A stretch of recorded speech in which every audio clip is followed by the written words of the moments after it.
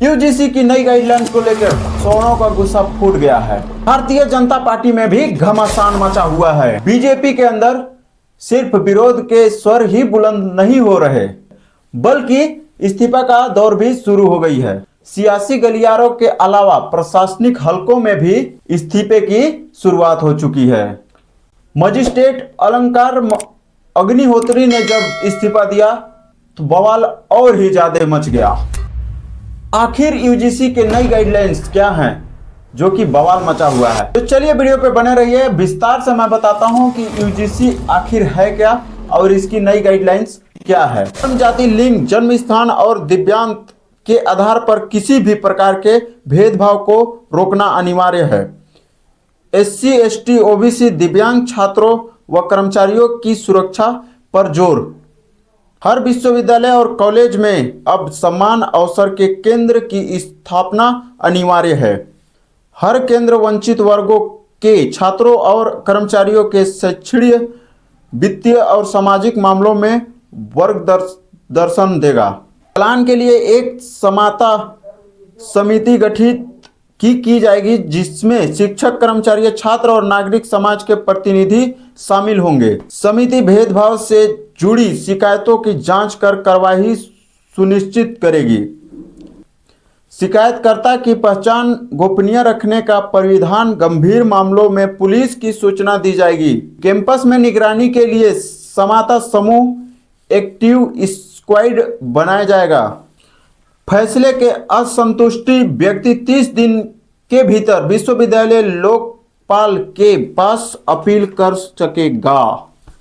हर विभाग या छात्रावास के एक समता दूत एक्टिविटी एम्बेसडर भी नियमित किया जाएगा।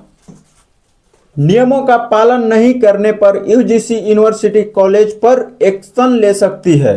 बात 13 जनवरी की है, जिसमें सरकार ने विश्वविद्यालय अनुदान आयोग नियम चालू किया था।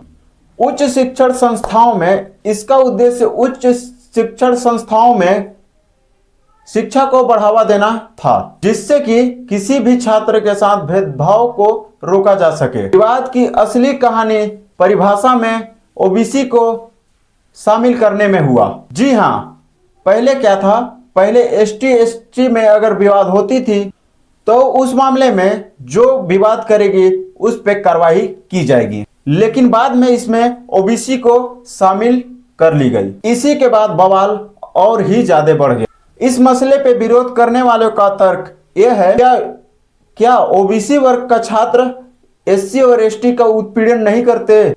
उन्हें तो एक साइड से बचा दिया गया एक हिसाब से, और क्योंकि इसमें ओबीसी, एससी और एसटी सबको शामिल कर लिया गया तो सिर्फ बचे स्वर्ण जाति के लोग, बचते हैं केवल सवर्ण कैटेगरी के लोग, जर्नल। तो आप उन्हें पहले से ही अपराधी मान लिया।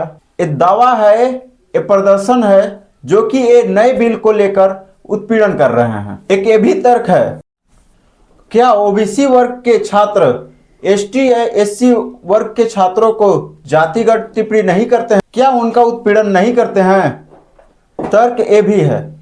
तर्क एक ये भी है, ओबीसी छात्र अगर कोई जातिगत टिप्पणी एसटी या एससी में करती है तो उस पर क्या कार्रवाई की जाएगी? क्या उस पर कार्रवाई अलग होगा? उस पर कार्रवाई का स्टैंडर्ड कुछ अलग होगा? यही हमें जानना है। बड़ा सवाल एक ये भी है, क्या बदलाव की जरूरत आखिर पड़ी क्यों? बदलाव का जरूरत, सरकार का कहना है कि बदलाव का जरूरत इसलिए पड़ी कि उच्च शिक्षा में ओबीसी को भी भेदभाव का सामना करना पड़ता था, इसीलिए उन्हें सुरक्षा देना जरूरी है। इस संबंध में कांग्रेस के एक नेता हैं दिग्विजय सिंह, उन्हीं की अगुवाई वाली शिक्षा संबंधित कुछ सिफारिश लिखी गई थी, और इस सिफारिश के बाद जो दंगा फसाद चालू हुआ है वो चालू ही है। लोग सड़कों पे उतरने के लिए तैयार बैठे हैं। यहां तक कि राजनीतिक दलों से लेकर प्रशासनिक हलकों तक इस्तीफा की दौर शुरुआत हो चुकी है। तो सरकार इस मामले पे आगे क्या एक्शन लेगी ये देखना बड़ा ही दिलचस्प होगा। तो अगर नए हमारे वीडियो में होंगे तो चैनल को सब्सक्राइब कर लीजिए और वीडियो को लाइक कीजिए, कमेंट कीजिए, शेयर कीजिए और सपोर्ट कीजिए। धन्यवाद। जय श्री राम।